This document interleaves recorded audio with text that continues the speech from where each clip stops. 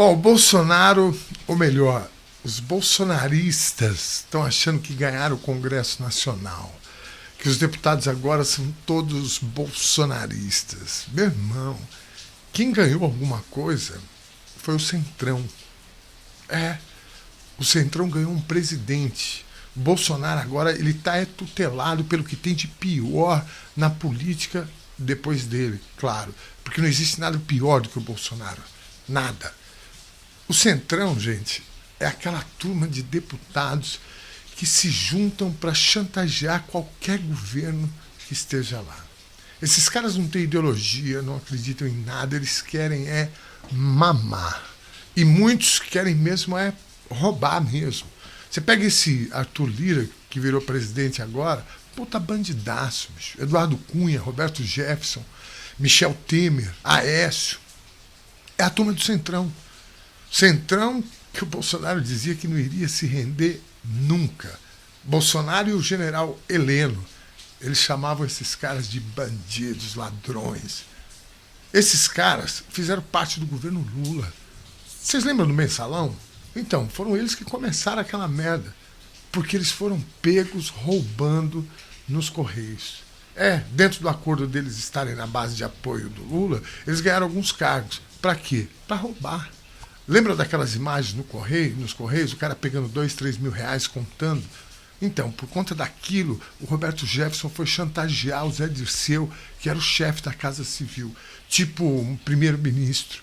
Ou seja, o Centrão estava ali na base de apoio do governo Lula e eles foram pegos roubando e queriam que o Zé Dirceu passasse pano, porque senão iriam delatar o esquema do Mensalão, que era, na verdade, acordos políticos. Olha, a gente te apoia, mas temos dívidas de campanha, sabe como é que é? Vocês precisam pagar pra gente. Foi um puta erro dos governos petistas. Mas o fato é que esses caras chantagearam o governo e deu aquela puta merda. O Lula só não foi impeachmentado porque tinha um apoio popular absurdo e não se rendeu a esses caras. Diferente quando aconteceu com a Dilma. A Dilma foi chantageada também pelo Eduardo Cunha do Centrão. Ou o PT votava a favor dele na Comissão de Justiça, ou ele iria derrubar o governo. Foi isso. Porque a situação do Cunha, do Eduardo Cunha, era essa. Ele ia para a cadeia, como acabou indo. E foi isso que o Roberto Jefferson tentou fazer com o Lula. Só que com a Dilma teve o fator rua. As ruas ficaram cheias porque a TV Globo apoiou o golpe. Vocês lembram, nos domingos de manhã, o Esporte Espetacular entrava ao vivo com links nas principais cidades do país, convocando o povo para ir para as ruas. Revista Veja, Época, Isto É. Tudo começou com o Eduardo Cunha, ou seja, o tal do Centrão, querendo chantagear o governo. Nesse caso, para abafar casos de corrupção. Mas as chantagens desses caras não param por aí. O Bolsonaro gastou 3 bilhões para comprar os votos para o Centrão, para eleger esse bandidaço, o Arthur Lira. Cara, esse cara é condenado por vários crimes. Ele está na vida pública à base de liminar. Quanto vai custar para ele, para o Bolsonaro, não aceitar nenhum pedido de impeachment? Quanto vai custar isso para o Bolsonaro? Porque os pedidos estão lá e vão chegar mais, porque o Bolsonaro não para de cometer crimes de responsabilidade. Quanto vai custar isso para o Bolsonaro? Então, meus caros e caras, eu não acho que a vida vai melhorar tanto assim para o Bolsonaro, não. Ele está tendo uma sobrevida por conta do impeachment. E tem outra. Esses caras são fisiologistas ao extremo. Se sentirem que a opinião pública quer a cabeça do Bolsonaro, é na hora. Se sentirem que eles vão ser beneficiados em entregar a cabeça do Bolsonaro, é na hora.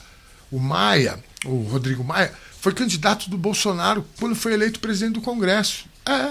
A diferença dele para o Arthur Maia é a ficha policial. Só isso. O fato é que esses caras do Centrão são, na verdade, a bandidagem da política. E é na mão deles que o Bolsonaro caiu.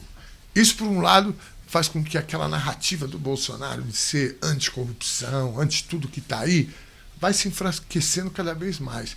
Não estou falando isso com os psicopatas que seguem ele. Eu digo para aqueles que votaram no Bolsonaro achando que ele realmente era anticorrupção.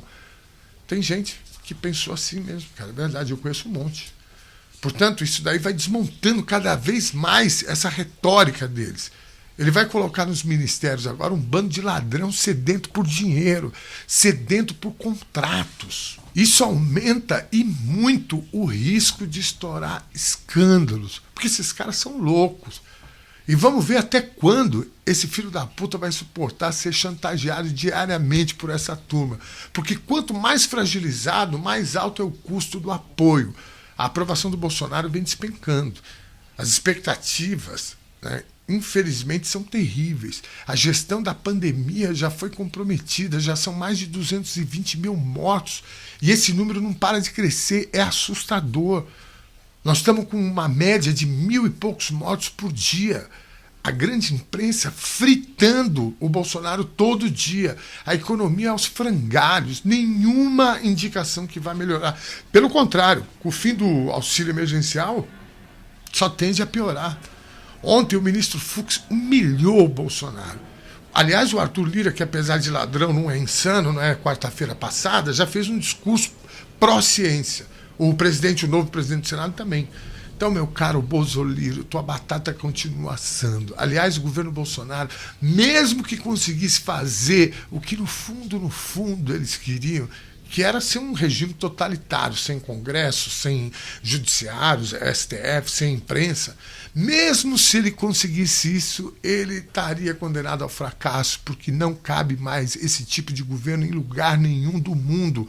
Isso é um delírio de terraplanista, de gente perturbada, porque a oposição sempre vai ser mais forte. As instituições não vão tolerar esse tipo de tiranos.